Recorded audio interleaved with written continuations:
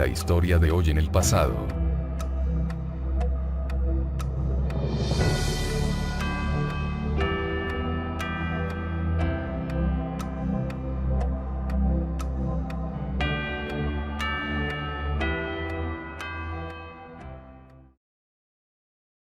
La historia de hoy en el pasado. 22 de agosto del año 1642. 1642. Carlos I de Inglaterra llama a los miembros del Parlamento inglés traidores.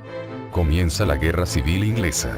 Guerra Civil Inglesa es el término con el que se hace referencia a la serie de conflictos armados y maquinaciones políticas que tuvieron lugar entre los monárquicos y los parlamentaristas desde 1642 hasta 1651, y particularmente a la primera, 1642, 1645, y a la segunda, 1648, 1649, guerras civiles entre los seguidores del rey Carlos I de Inglaterra y los que apoyaban al Parlamento, y la infructuosa campaña emprendida por Carlos II de Inglaterra, que concluyó con su derrota en la batalla de Worcester el 3 de septiembre de 1651. A diferencia de otras guerras civiles en Inglaterra, que se referían a quién mandaba el país, esta era una disputa sobre cómo debe gobernarse el país. También se refiere como la Revolución Inglesa y, especialmente en círculos realistas en el tiempo, como la Gran Rebelión. Realistas. Los que apoyaron a Carlos I en la Guerra Civil Inglesa.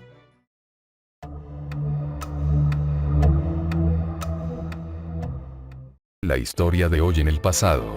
22 de agosto del año 1902. Nace Leni Riefenstahl, fue una actriz, fotógrafa y cineasta alemana, célebre por sus producciones propagandísticas del régimen de la Alemania nazi. Nacida en el seno de una familia luterana protestante, se crió junto a su hermano Heinz, quien más tarde murió en la Segunda Guerra Mundial. Una artista y nadadora talentosa, se interesó en el baile durante su infancia, tomando clases de baile y participando en interpretaciones por toda Europa. Después de ver un cartel promocional de la película de 1924, Der Berg des Schicksals, La Montaña del Destino, se sintió inspirada a trabajar como actriz. Entre 1925 y 1929, actuó en 5 películas exitosas. En 1932, decidió intentar dirigir con su propia película, llamada La Luz Azul.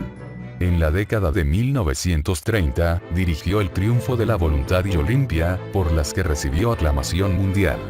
Críticos consideran que son 2 de las películas propagandísticas más impresionantes y técnicamente innovadoras que jamás se hayan hecho.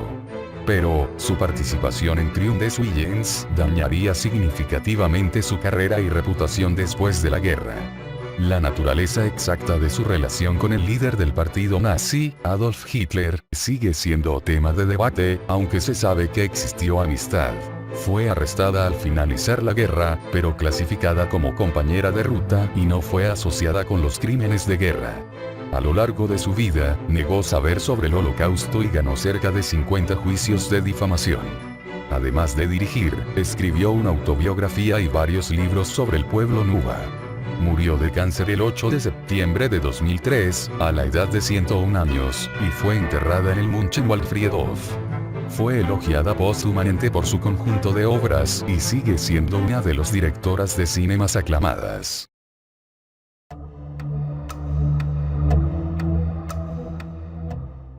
La historia de hoy en el pasado.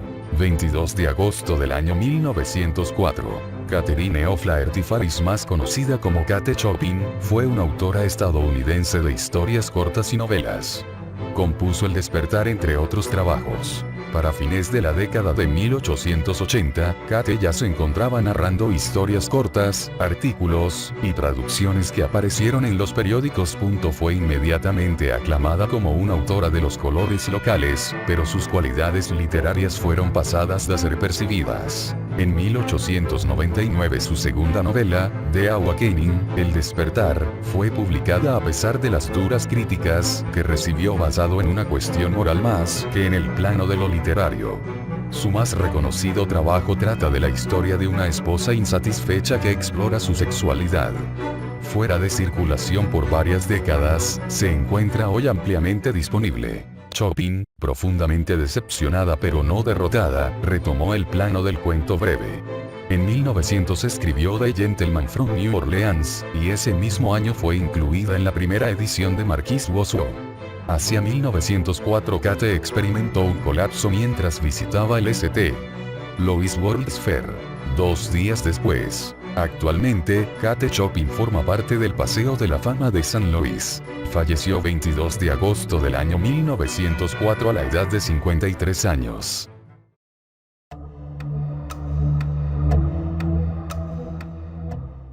La historia de hoy en el pasado.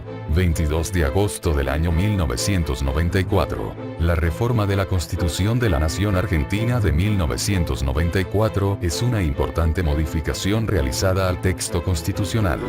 Modernizó la misma y definió el texto constitucional, sobre cuya legitimidad plena no existía consenso.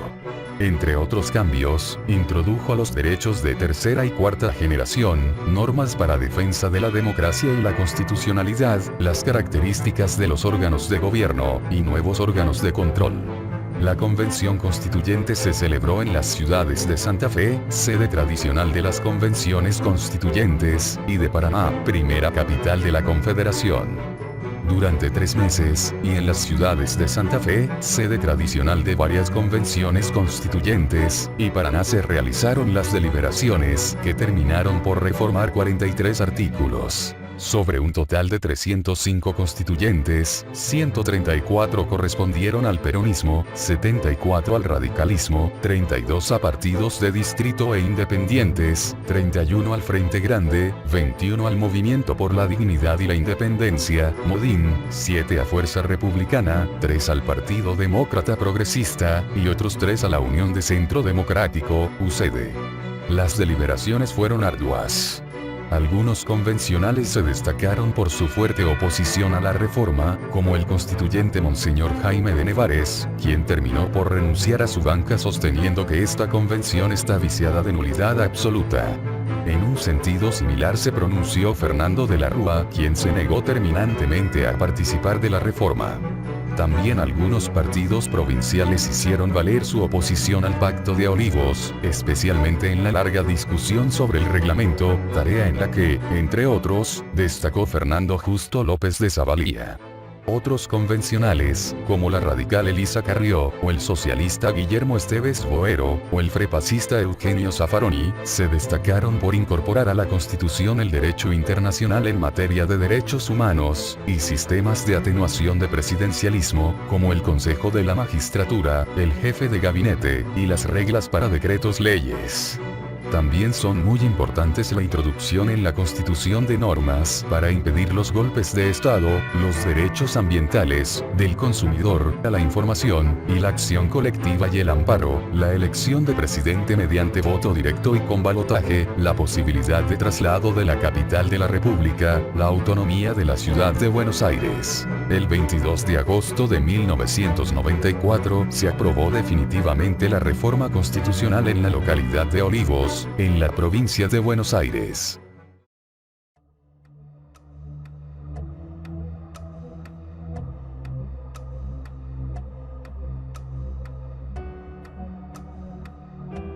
La historia de hoy en el pasado.